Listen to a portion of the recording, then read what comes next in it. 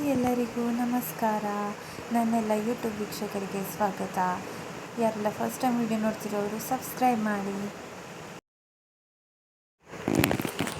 ಮೊದಲಿಗೆ ನಾವು 100 ವರ್ಷದ ವೆಂಕಟರಮಣ ಸ್ವಾಮಿ ದೇವಸ್ಥಾನದಲ್ಲಿ ಶಾರದೋತ್ಸವ ನಡೀತಾ ಇತ್ತು.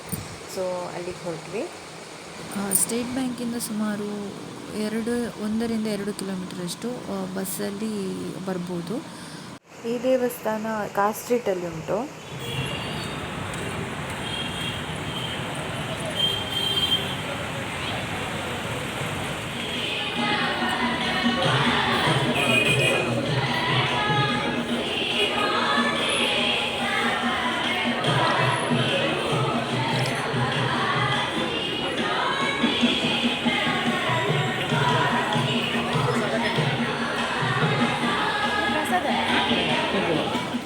ಇಲ್ಲಿನ ಶಾರದಾ ದೇವಿಗೆ ಪ್ರತಿದಿನ ಬೇರೆ ಬೇರೆ ರೀತಿಯಂಥ ಅಲಂಕಾರದಿಂದ ಪೂಜಿಸ್ತಾರೆ.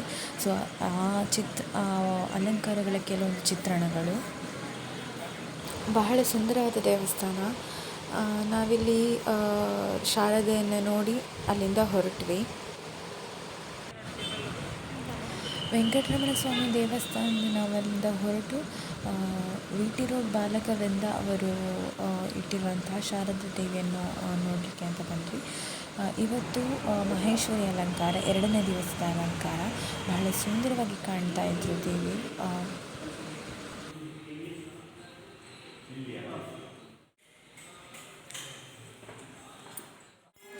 ನಂತರ ನಾವು ಬಂದದ್ದು ನಲಂದ ಸ್ಕೂಲ್ ಮ್ಯಾಂಗ್ಳೂರ್ ಶಾರದೋತ್ಸವಕ್ಕೆ.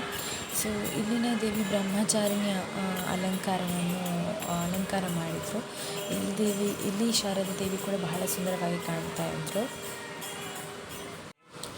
ಅಲ್ಲಿಂದ ನಮ್ಮ ಪಯಣ ಕುದ್ರೊಳ್ಳಿ ದೇವಸ್ಥಾನಕ್ಕೆ. ನಿಮಗೆ ಗೊತ್ತಿರ್ಬೋದು, ಮಂಗಳೂರು ದಸರಾ ಅಂತಲೇ ಮಂಗಳೂರಿನಲ್ಲಿ ಬಹಳ ಪ್ರಸಿದ್ಧಿ ಪಡೆದಂತಹ ದೇವಸ್ಥಾನ ಕುದ್ರೊಳ್ಳಿ ದೇವಸ್ಥಾನ. ಸೊ ನಾವು ಕುದ್ರೊಳ್ಳಿ ದೇವಸ್ಥಾನಕ್ಕೆ ಬಂದಿದ್ದೇವೆ.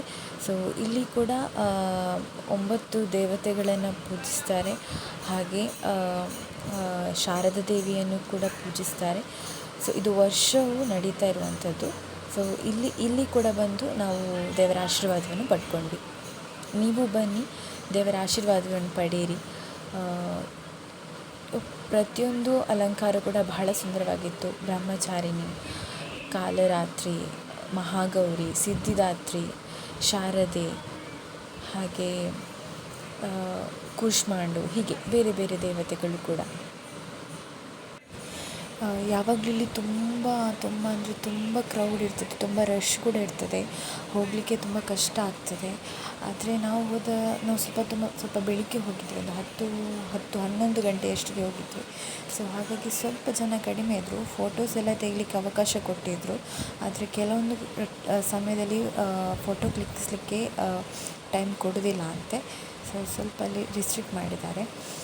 ಆನಂತರ ಇಲ್ಲಿ ಕುದ್ರೊಳ್ಳಿ ದೇವಸ್ಥಾನ ಸುತ್ತಮುತ್ತ ಕೆಲವೊಂದು ಉದ್ಯಾನವನ ಇದೆ, ಗಾರ್ಡನ್ ಏರಿಯಾ ಇದೆ. ಅಲ್ಲಿ ಕೆಲವೊಂದು ಪ್ರಾಣಿಗಳ ಸ್ಟ್ಯಾಚ್ಯೂ ಇದೆ. ಮಕ್ಕಳಿಗೆಲ್ಲ ನೋಡಲಿಕ್ಕೆ ತುಂಬ ಖುಷಿ ಪಡ್ತಾರೆ. ಮಕ್ಕಳನ್ನೆಲ್ಲ ಕರ್ಕೊಂಡು ಬನ್ನಿ. ಇದು ದೇವಾಲಯದ ಕೆರೆ. ಈ ಎಲ್ಲ ಮೂರ್ತಿಗಳನ್ನು ವಿಸರ್ಜನೆ ಮಾಡುವ ಕೆರೆ ಇದೆ. ಇದೇ ಕೆರೆಯಲ್ಲಿ 12 ದೇವರ ಮೂರ್ತಿಗಳನ್ನು ವಿಸರ್ಜನೆ ಮಾಡ್ತಾರೆ.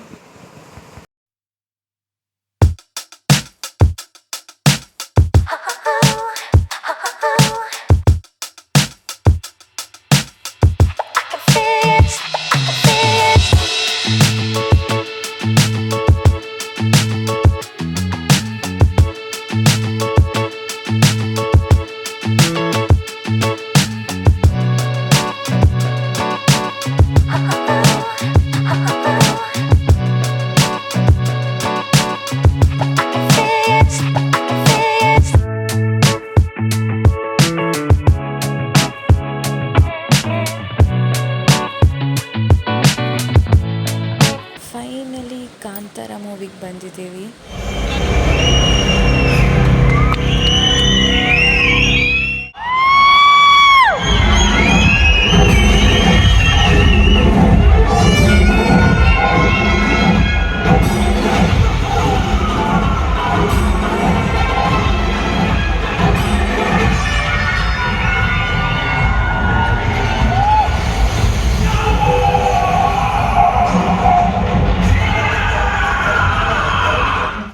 ತುಂಬ ಚೆನ್ನಾಗಿದೆ ಮೂವಿ. ತುಳುನಾಡಿನ ಸಂಸ್ಕೃತಿಯನ್ನು ತೋರಿಸುವಂಥ ಮೂವಿ. ಎಲ್ಲರೂ ನೋಡಲೇಬೇಕು, ಮಸ್ಟ್ ವಾಚ್. ಥಿಯೇಟ್ರಲ್ಲೇ ಎಕ್ಸ್ಪೀರಿಯೆನ್ಸ್ ಮಾಡಿ.